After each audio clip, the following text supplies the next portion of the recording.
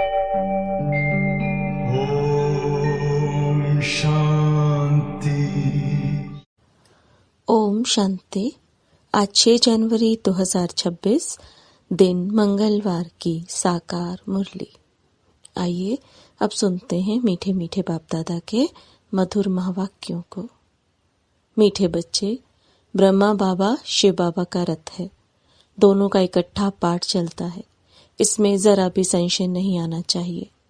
प्रश्न: मनुष्य दुखों से छूटने के लिए कौन सी युक्ति रचते हैं जिसको महापाप कहा जाता है? उत्तर: मनुष्य जब दुखी होते हैं तो स्वयं को मारने के अर्थात खत्म करने के अनेक उपाय रचते हैं। जीव घात करने की सोचते हैं, समझते हैं इससे हम दुखों से छूट जाएंगे, परंतु इन जैसा महापाप और कोई नहीं। वह और ही दुखों में फंस जाते हैं, क्योंकि यह है ही अपार दुखों की दुनिया। ओम शांति। बच्चों से बाप पूछते हैं, आत्माओं से परमात्मा पूछते हैं, यह तो जानते हो हम परम पिता परमात्मा के सामने बैठे हैं। उनको अपना रथ तो है नहीं, यह तो निश्चय है ना। इस प्रकृति के बीच में बाप का निवास स्थान है। बाप खुद कहते हैं, मैं इनकी प्रकृति के बीच में बैठता हूँ, इनका शरीर लोन पर लेता हूँ। आत्मा प्रकृति के बीच है तो बाप भी वहीं बैठते हैं। ब्रह्मा है तो शिव बाबा भी है, ब्रह्मा नहीं तो शिव बाबा बोलेंगे कैसे? ऊपर में शिव बाबा को तो सदैव याद करते आए। अब तुम बच्चों को पता है हम बाप के पास यहाँ बैठे हैं। ऐसे नहीं कि शिव बाबा ऊपर में है, उनकी प्रतिमा यहाँ पूजी जाती है। यह बातें बहुत समझने की हैं। तुम तो जानते हो बाप ज्ञान का सागर है। ज्ञान कहाँ से सुनाते हैं? क्या ऊपर से सुनाते हैं? यहाँ नीचे आया है। ब्रह्मा तन से सुनाते हैं। कई कहते हैं हम ब्रह्मा को नहीं मानते, परंतु शिव बाबा खुद कहते हैं ब्रह्मा तन द्वारा की मुझे याद करो। यह समझ की बात है ना। लेकिन माया बड़ी जबरदस्त है, एकदम मुंह फिराकर पिछाड़ी कर देती है। अब तुम्हारा कांध शिव बाबा ने सामने किया है, सम्मुख बैठे हो, फिर जो ऐसे समझते हैं ब्रह्मा तो कुछ नहीं, उनकी क्या गति होगी? दुर्गति को पा लेते हैं। कुछ भी ज्ञान नहीं। मनुष्य पुकारते भी है ओ गॉड फादर, फिर वह गॉड फादर सुनता है क्या? उनको कहते हैं ना लिबरेटर आओ, या वहां बैठे लिबरेट करेंगे। कल्प कल्प पुरुषोत्तम संगम युग पर ही बाप आते हैं। जिसमें आते हैं उनको ही अगर उड़ा दें तो क्या कहेंगे? नंबर 1 तमो प्रधान निश्चय होते हुए भी माया एकदम मुंह फेर देती है। इतना उनमें बल है जो एकदम वर्थ नॉट अ पेनी बना देती है। ऐसे भी कोई ना कोई सेंटर्स पर हैं, इसलिए बाप कहते हैं खबरदार रहना। बल किसी को सुनाते भी रहें सुनी हुई बातें, परंतु वह जैसे पंडित मिसल हो जाते। जैसे बाबा पंडित की कहानी बताते हैं ना, उसने कहा राम राम कहने से नदी पार हो जाएंगे। यह भी एक कहानी बनाई हुई है। इस समय तुम बाप की याद से विश्व सागर से क्षीर सागर में जाते हो ना। उन्होंने भक्ति मार्ग में ढेर कथाएं बना दी हैं। ऐसी बातें तो होती नहीं, यह एक कहानी बनी हुई है। पंडित औरों को कहता था, खुद बिल्कुल चट खाते में, खुद विकारों में जाते रहना और दूसरों को कहना निर्विकारी बनो, उनका क्या असर होगा? ऐसे भी ब्रह्मा कुमार कुमारियां हैं, खुद निश्चय में नहीं, दूसरों को सुनाते रहते हैं। इसलिए कहाँ कहाँ सुनाने वाले से भी सुनने वाले तीखे चले जाते हैं। जो बहुतों की सेवा करते हैं वह जरूर प्यारे तो लगते हैं ना। पंडित झूठा निकल पड़े तो उनको कौन प्यार करेंगे? फिर प्यार उन पर चला जाएगा जो प्रैक्टिकल में याद करते हैं। अच्छे अच्छे महारथियों को भी माया हप कर लेती है। बहुत हप हो गए। बाबा भी समझाते हैं अभी कर्मातीत अवस्था नहीं हुई है। एक तरफ लड़ाई होगी, दूसरे तरफ कर्मातीत अवस्था होगी। पूरा कनेक्शन है। फिर लड़ाई पूरी हो जाने से ट्रांसफर हो जाएंगे। पहले रुद्रमाला बनती है। यह बातें और कोई नहीं जानते। तुम समझते हो विनाश सामने खड़ा है। अब तुम हो माइनॉरिटी, वह है मेजॉरिटी। तो तुमको कौन मानेगा? जब तुम्हारी वृद्धि हो जाएगी फिर तुम्हारे योग बल से बहुत खींच कर आएंगे। जितना तुमसे कट अर्थात जंक निकलती जाएगी उतना बल भरता जाएगा। ऐसे नहीं बाबा जानी जाननहार है, यहाँ आकर सबको देखते हैं, सबकी अवस्थाओं को जानते हैं। बाप बच्चों की अवस्था को नहीं जानेंगे क्या? सब कुछ मालूम पड़ता है, इसमें अंतर्यामी की कोई बात नहीं। अभी तो कर्मातीत अवस्था हुई नहीं है। आसुरी बातचीत, चलन आदि सब प्रसिद्ध हो जाते हैं। तुम्हें तो दैवी चलन बनानी है। देवताएं सर्वगुण संपन्न है ना, अब तुमको ऐसा बनना है। कहाँ वह असुर, कहाँ देवताएं, परंतु माया किसी को भी छोड़ती नहीं है, छुई मुई बना देती है, एकदम मार डालती है। 5 सीढ़ी है ना, दे अभिमान आने से ही ऊपर से एकदम नीचे गिरते हैं। गिरा और मरा। आजकल अपने को मारने लिए कैसे कैसे उपाय रचते हैं। 21 मंजिल से कूदते हैं तो एकदम खत्म हो जाएं। ऐसा ना हो फिर हॉस्पिटल में पड़े रहें, दुख भोगते रहें। 5 मंजिल से गिरे और ना मरे तो कितना दुख भोगते रहेंगे। कोई अपने को आग लगाते हैं, अगर कोई उनको बचा लेते हैं तो उनको कितना दुख सहन करना पड़ता है। जल जाए तो आत्मा तो भाग जाएगी ना, इसलिए जीवघात करते हैं, शरीर को खत्म कर देते हैं। समझते हैं शरीर छोड़ने से दुखों से छूट जाएंगे, परंतु यह भी महापाप है और भी अधिक दुख भोगने पड़ते हैं, क्योंकि यह है ही अपार दुखों की दुनिया, वहां है अपार सुख। तुम बच्चे समझते हो अभी हम रिटर्न होते हैं, दुख धाम से सुख धाम में जाते हैं। अब बाप जो सुख धाम का मालिक बनाते हैं उनको याद करना है। इन द्वारा बाप समझाते हैं। चित्र भी है ना, ब्रह्मा द्वारा स्वर्ग की स्थापना। तुम कहते हो बाबा हम अनेक बार आपसे स्वर्ग का वर्षा लेने आए हैं। बाप भी संगम पर ही आते हैं, जबकि दुनिया को बदलना है। तो बाप कहते हैं मैं आया हूँ तुम बच्चों को दुख से छुड़ाकर सुख की पावन दुनिया में ले जाने। बुलाते भी हैं, हे पतित पावन। ये थोड़ी ही समझते हैं कि हम महाकाल को बुलाते हैं कि हमको इस शीशी दुनिया से घर ले चलो। जरूर बाबा आएगा, हम मरेंगे तब तो पीस होगी ना।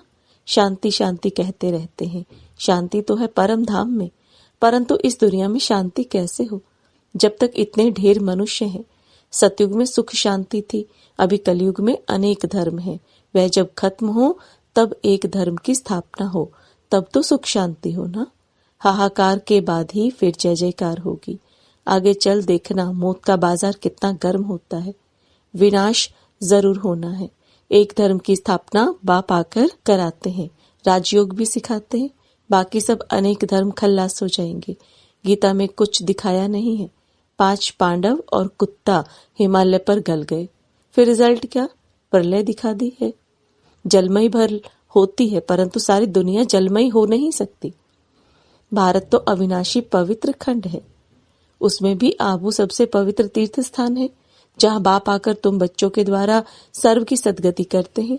दिल वाला मंदिर में कितना अच्छा यादगार है, कितना अर्थ सहित है, परंतु जिन्होंने बनाया है वह नहीं जानते हैं। फिर भी अच्छे समझो तो थे ना। द्वापर में जरूर अच्छे समझदार होंगे, कलयुग में होते हैं तमो प्रधान, द्वापर में फिर भी तमो बुद्धि होंगे। सब मंदिरों से यह ऊंच है जहां तुम बैठे हो। अभी तुम देखते रहेंगे, विनाश में होलसेल मौत होगा, होलसेल महाभारी लड़ाई लगेगी, सब खत्म हो जाएंगे, बाकी एक खंड रहेगा। भारत बहुत छोटा होगा, बाकी सब खल्लास हो जाएंगे। स्वर्ग कितना छोटा होगा। अभी यह ज्ञान तुम्हारी बुद्धि में है, कोई को समझाने में भी देरी लगती है। यह है पुरुषोत्तम संगम युग। यहाँ कितने ढेर मनुष्य हैं और वहाँ कितने थोड़े मनुष्य होंगे। यह सब खत्म हो जाएंगे। वर्ल्ड की हिस्ट्री ज्योग्राफी रिपीट होगी शुरू से। जरूर स्वर्ग से रिपीट करेंगे, पिछाड़ी में तो नहीं आएंगे। यह ड्रामा का चक्र अनादि है जो फिरता ही रहता है। इस तरफ कलयुग, उस तरफ है सतयुग। हम संगम पर हैं, यह भी तुम समझते हो। बाप आते हैं, बाप को रथ तो जरूर चाहिए ना, तो बाप समझाते हैं। अभी तुम घर जाते हो, फिर यह लक्ष्मी नारायण बनना है तो दैवी गुण भी धारण करने चाहिए। यह भी तुम बच्चों को समझाया जाता है। रावण राज्य और राम राज्य किसको कहा जाता है? पतित से पावन, फिर पावन से पतित कैसे बनते हैं, यह खेल का राज बाप बैठ समझाते हैं। बाप नॉलेजफुल बीज रूप है ना, चैतन्य है, वही आकर समझाते हैं।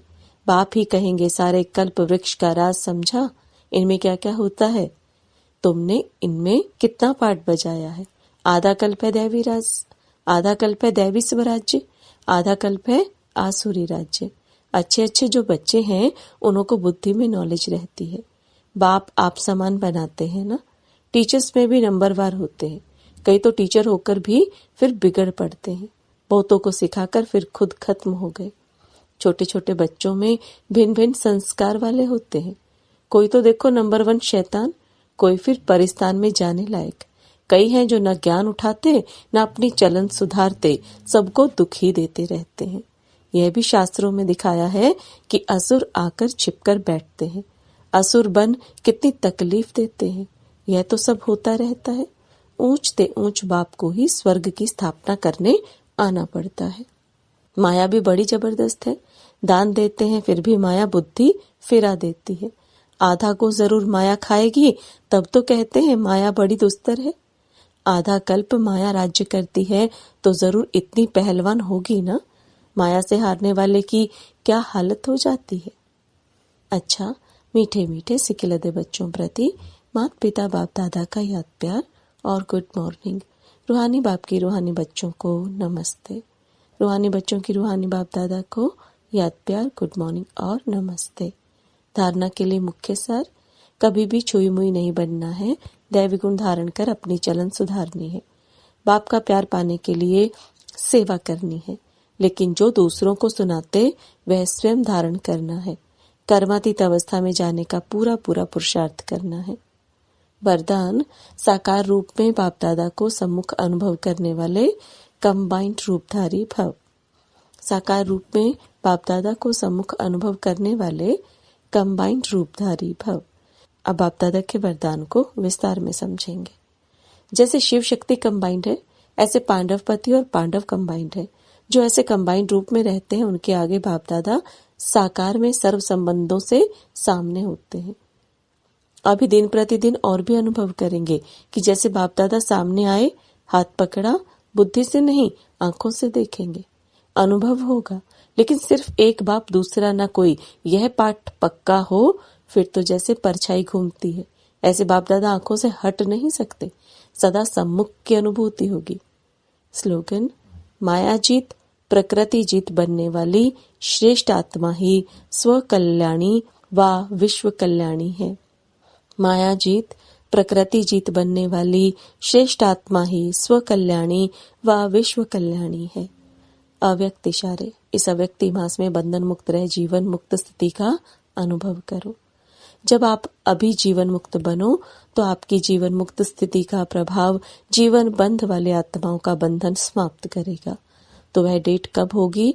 जब सब जीवन मुक्त होंगे, कोई बंधन नहीं। सब बंधनों में पहला एक बंधन है देह भान का बंधन, उससे मुक्त बनो।